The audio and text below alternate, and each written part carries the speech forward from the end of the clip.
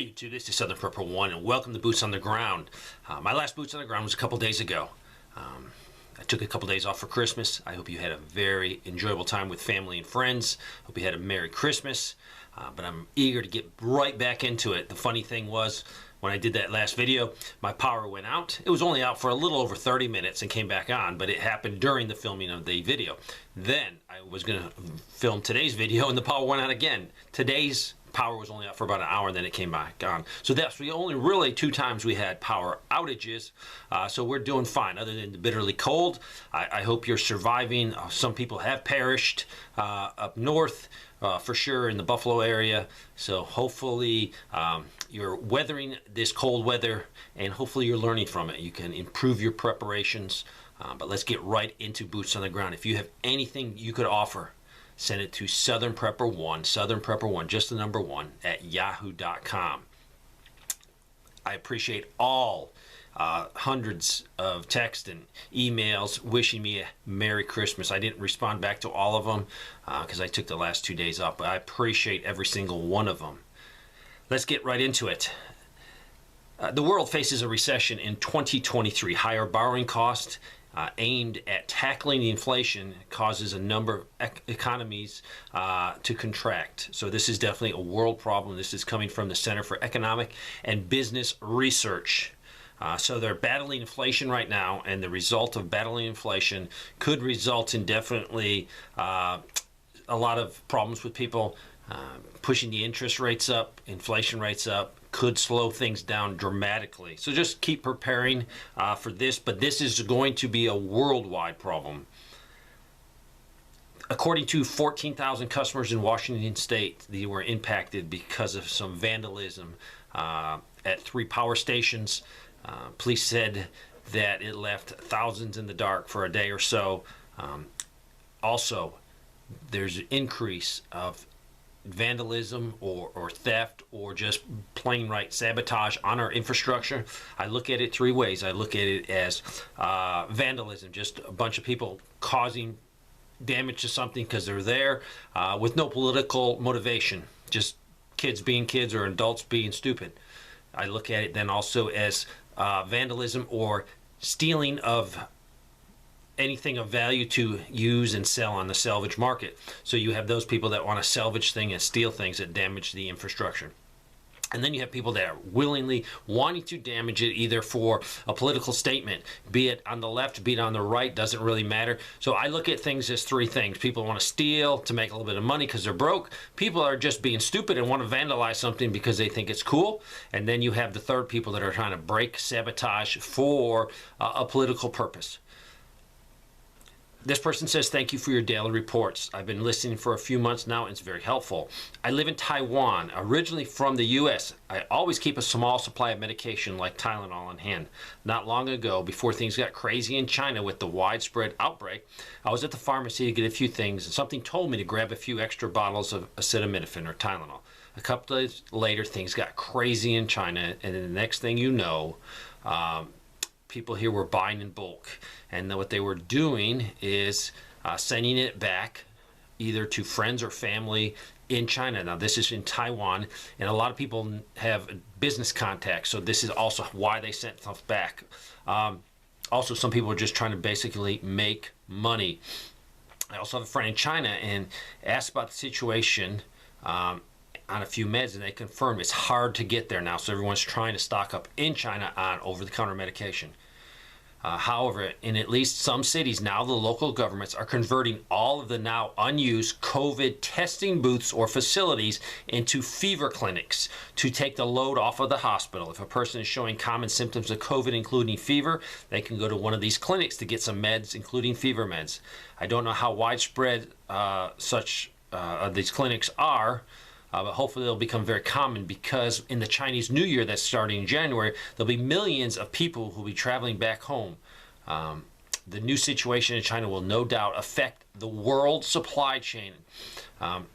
Just like the COVID lockdown, 100% zero COVID did, now a lot of people are getting sick, and that's going to cause things to shut down and affect logistics. Also, inflation is also increasing in Taiwan.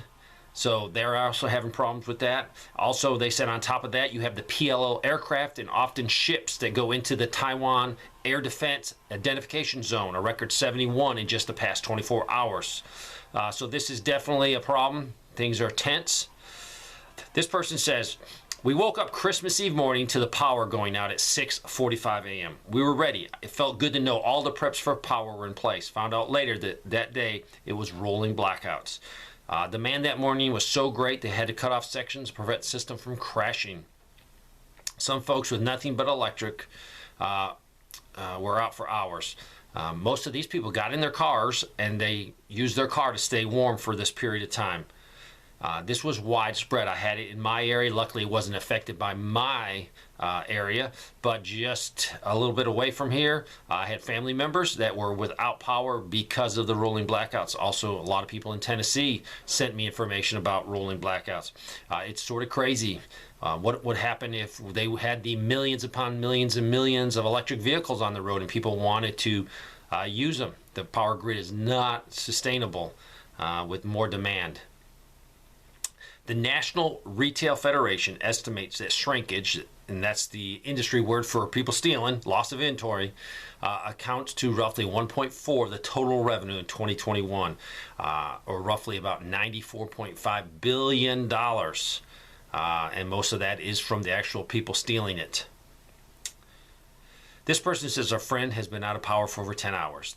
They have a special needs child, and luckily they have a battery power pack that will hopefully last until the power comes back on. Now, I don't know. I think this was a couple days ago, so hopefully the power is back on. But I'm getting a lot of reports that I'll just generalize. People said, I was ready for this. I had a generator. I had power. I bought one of the power boxes that you recommended. I was set. It felt good. So a lot of people were very well off. Now, granted, they were still uncomfortable, but they made it through. This is from North Texas School District, laying off teachers and other employees due to financial woes. Basically, they started to build a new high school. They built a big football program, and they thought a lot of more people were going to be moving into the area. But this did not occur. They didn't have that revenue pouring in with new people, new students, so they had to actually lay off. Now, it's very sad, but these employees will be able to find jobs in other school districts because teachers are in such high demand. This person says, I have a Walmart app on my phone. I was looking between my children's and family members' local Walmart, so in different areas of the country, across the South, and found some interesting. The price of the same pack of eggs varies by over $2 at different locations. I saw $4.94. Then you go in another area, it could be, $6 or $7. So there's a big difference in pricing.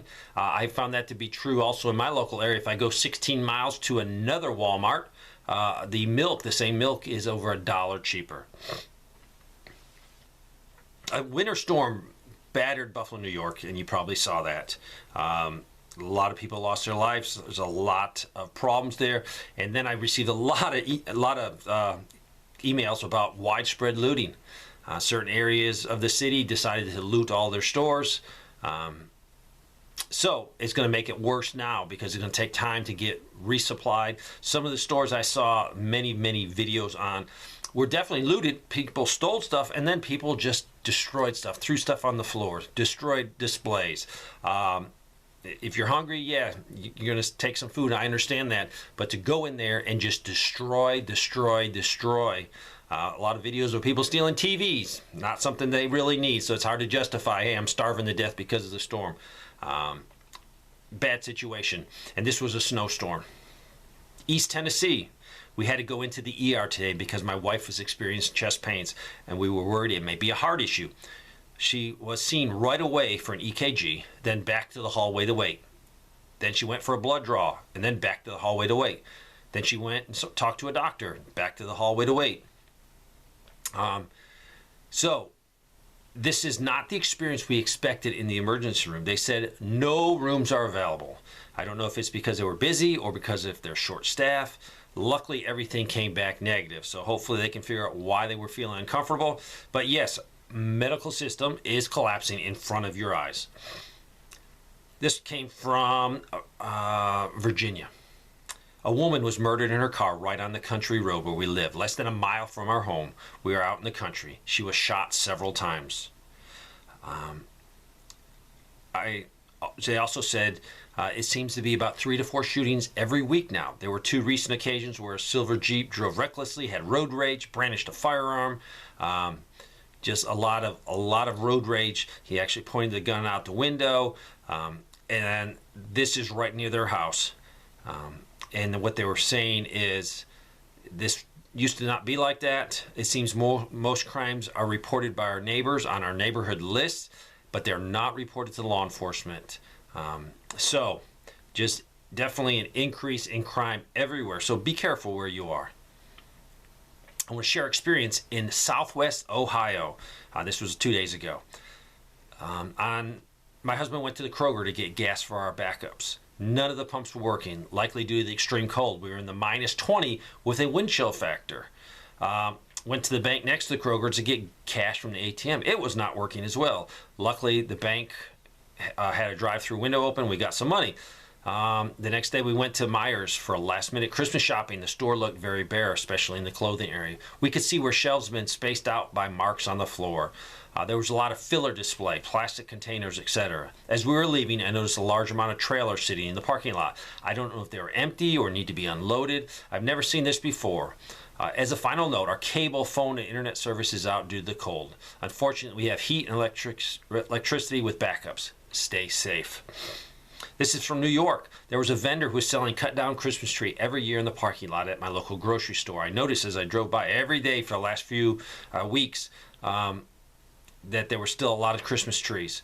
At the 10-day wave from Christmas time, he still had half of his tree still there. Seems like people are buying or using fake ones to cut back every year.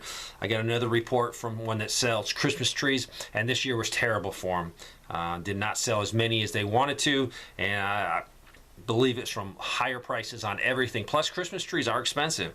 It makes sense to buy a fake one if you put one up, and that way you have it year after year after year. Plus, in my book they're a huge safety issue if you do not water them every day. So if you got a live Christmas tree, well, I guess it wouldn't be alive right now. I guess it would.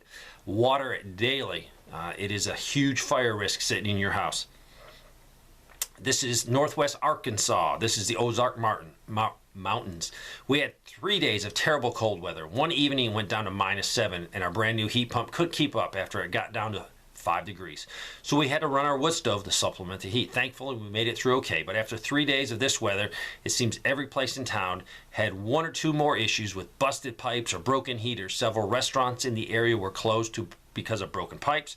Our Walmart lost their entire cold and frozen food section due to their HVAC freezing, so there was no meat, dairy, lunch food, or produce in the store for days. Thankfully, we only needed to pick up a few things from the store. On top of that, 2 other stores had no heat running, and neither did our theater. My husband writes movie reviews, so we sat through a long movie with no heat, and then on the way home, we couldn't get my vehicle down the hill due to the ice. So we had to walk a 1/10 of a mile in 19-degree weather, carrying 2 bags of groceries, and when I got into the house, I collapsed due to mild hypothermia.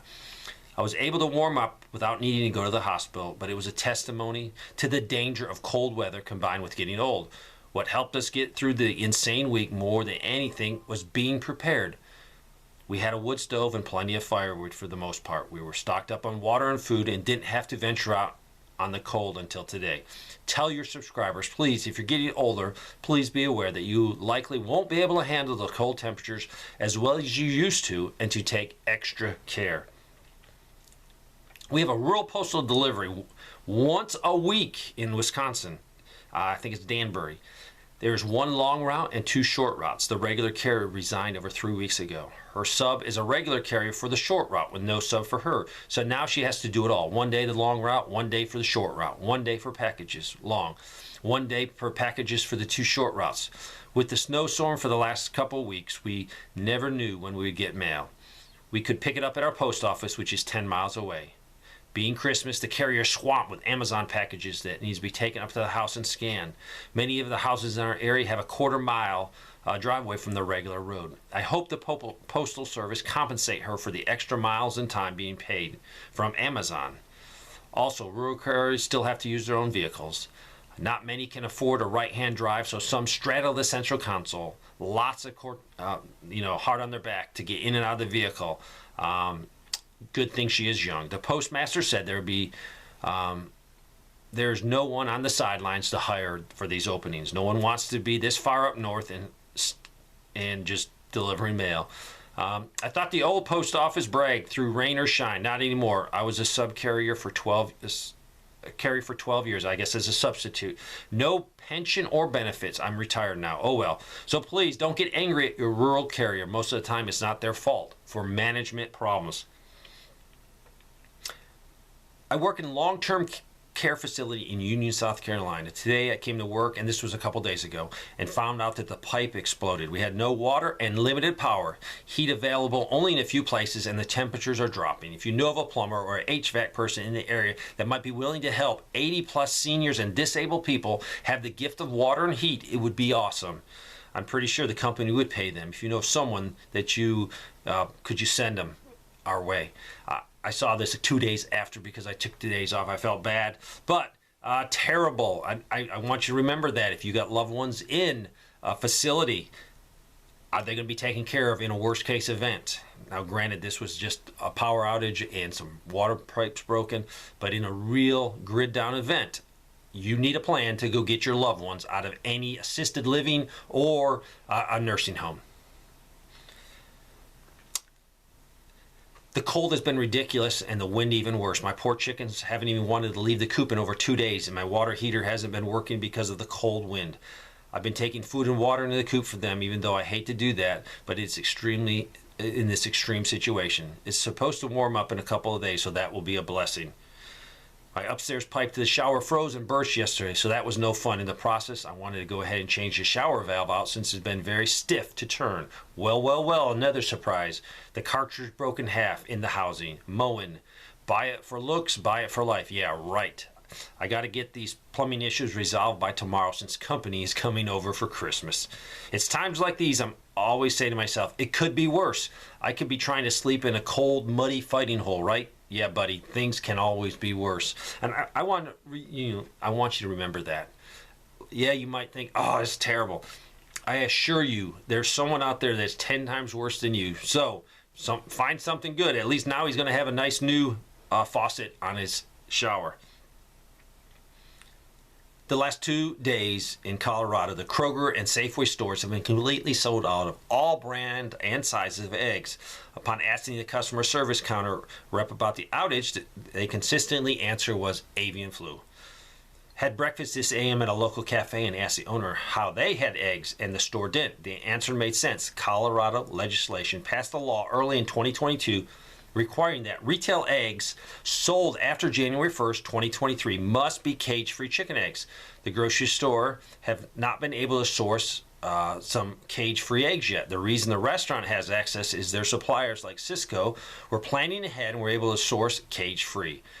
Aside, the cafe eggs cost as of January 1st will be 50 cents each.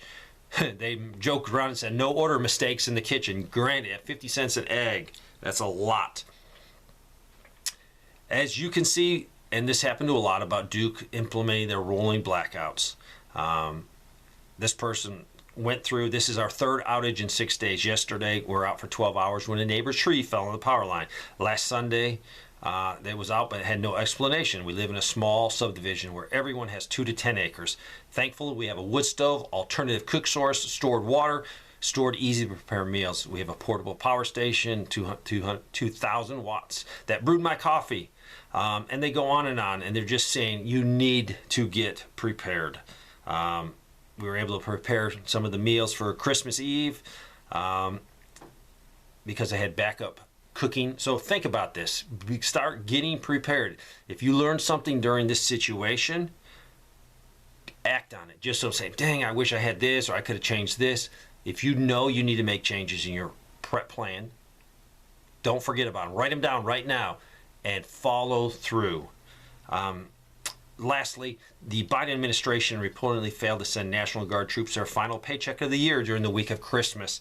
This actually was in the news, and I can assure you this is happening. My son has not received 2 months' pay from the National Guard. So I don't know what's going on. A lot of other people in the National Guard in South Carolina have not received their pay. So keep prepping, keep preparing. Thanks for watching.